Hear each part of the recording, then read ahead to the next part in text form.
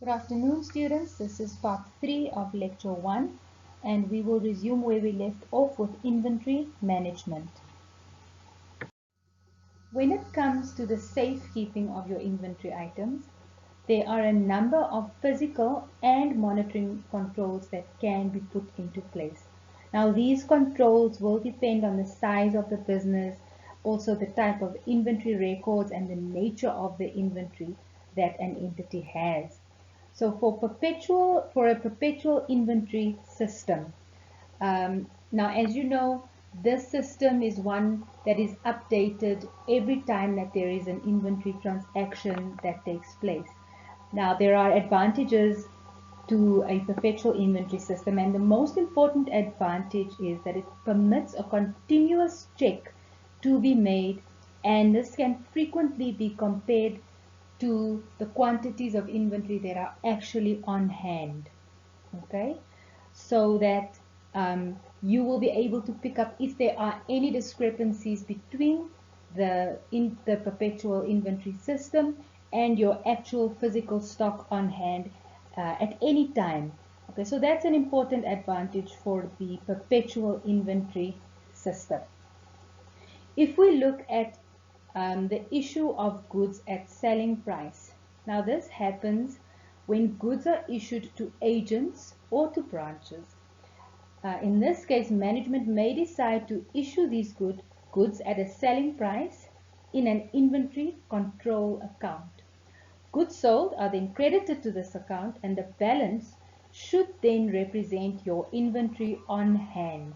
If there are any discrepancies, these discrepancies should be followed up by management on a regular basis. We've also got the gross profit analysis. Now, this analysis involves the monitoring of the percentage of gross profit to sales, and this is usually shown in your trading account.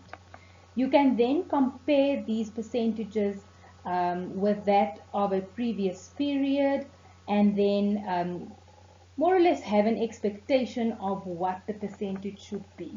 Again, if there are discrepancies in your expectation, that can then also be followed up on a regular basis by management. When it comes to the physical controls of inventory, there are few controls that can be put in place. So important here is that there should only be a few specified number of exits for the movement of goods from the warehouse to the store. Okay, and these exits should be strictly controlled so that every piece of inventory or every item of inventory that leaves your warehouse is matched to some sort of evidentiary support, like a delivery note or a sales invoice or an inter-branch transfer, whatever the case may be.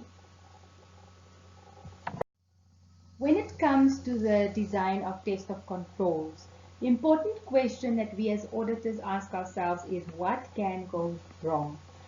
And for inventory, for example, there's a few things that can go wrong. Theft, the damaging of inventory, errors in the receipt and issue of inventory, or errors in your inventory records, just to name a few.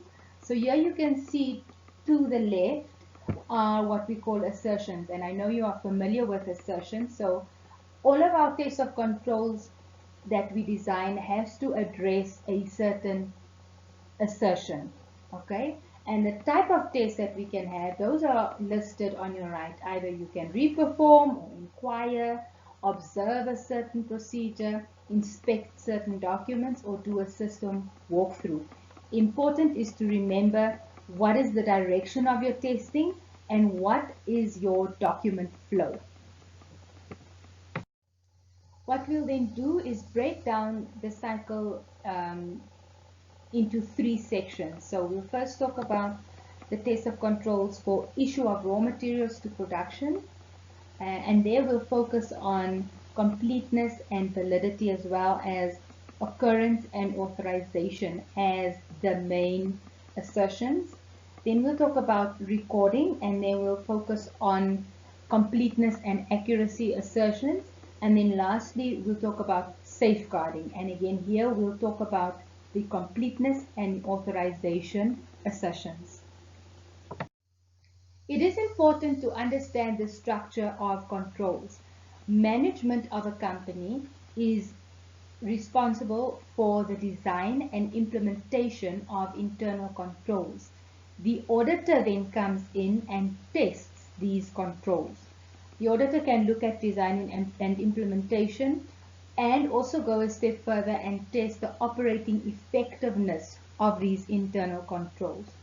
So for the issuance of raw materials to production, the first control that should be there is raw materials should only be issued with an issue slip or an issue note.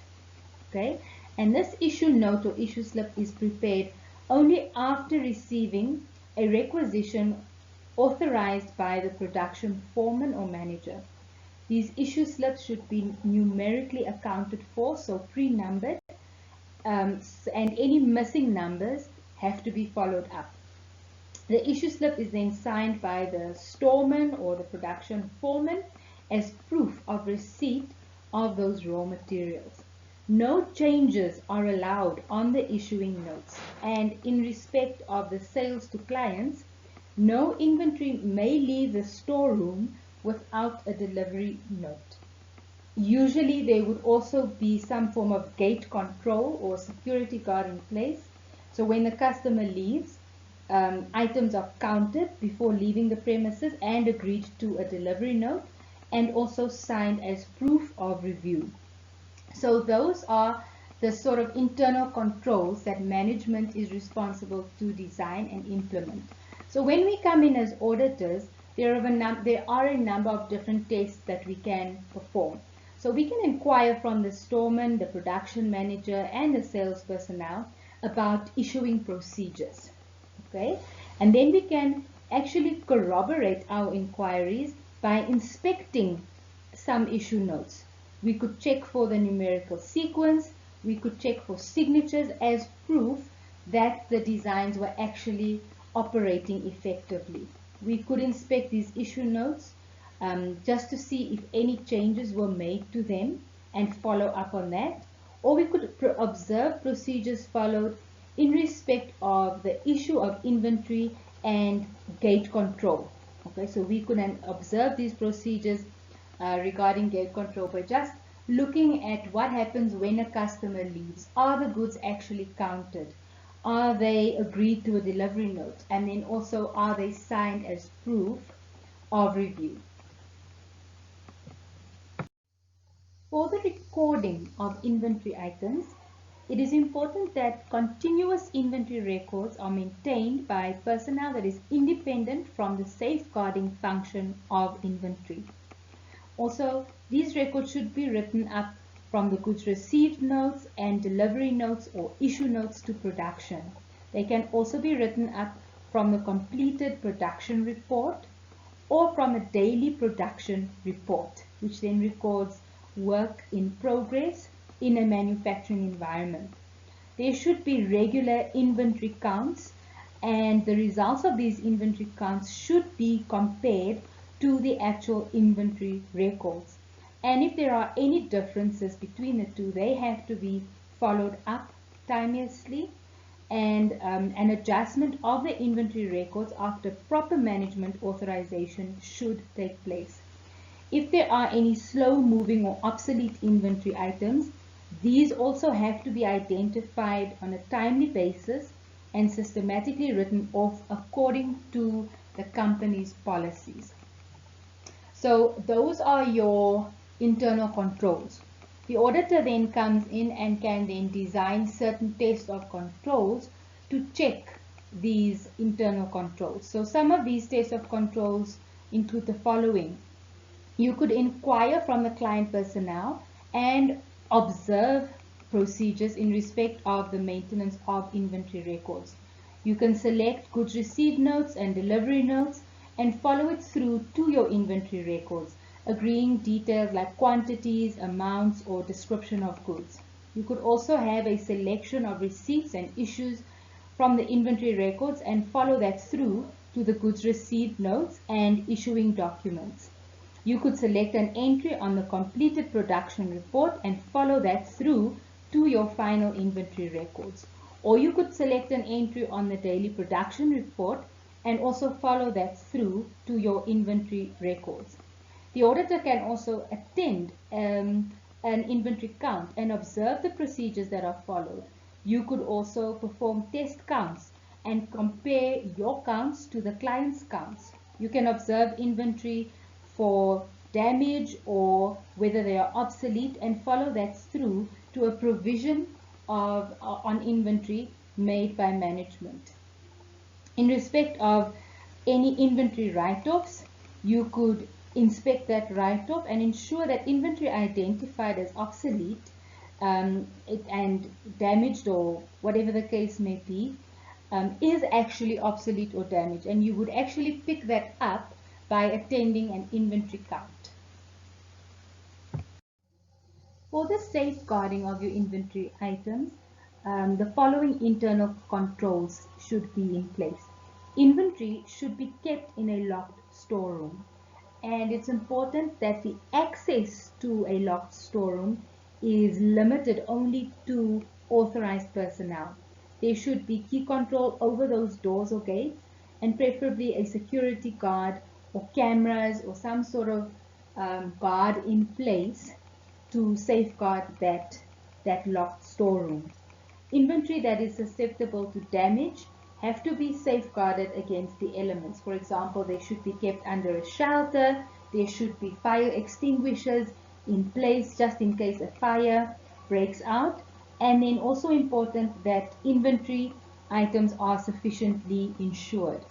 So the auditor would then come in and have certain tests of controls that they perform to ensure that these internal controls are actually in place and operating effectively. So by means of inquiry and observation, the auditor can confirm that the stated controls are actually complied with, and also inspect the client's insurance contracts to ensure that the inventory is sufficiently insured.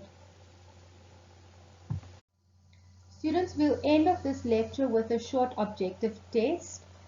You are required to indicate whether each of the above is a test of control or a substantive procedure, including control objective or assertion. So you are the auditor of Shoebox Pty Limited. The first two items there have been done for you. So number one, observe the client's count teams perform the cycle counts during the interim audit. Okay, that would be a test of control. So you would then just tick the test of control in that column there marked TOC. Okay, you can also then go one step further and identify what control objective or what assertion is being addressed through this test of control. Number two there, select a sample of shoes in the warehouse during the year-end inventory count and trace them to the perpetual inventory records. That could be either a test of control or a substantive procedure. Okay, so you can also have procedures that are both a test of control and a substantive procedure. Go a step further then and identify what assertion is being addressed by that procedure. So you can take a few minutes, look at procedures 3, 4, and 5, and then finish off this test of this objective test. Okay, that brings us to the end of this lecture. There is one more lecture on production and the inventory cycle coming up. Thank you.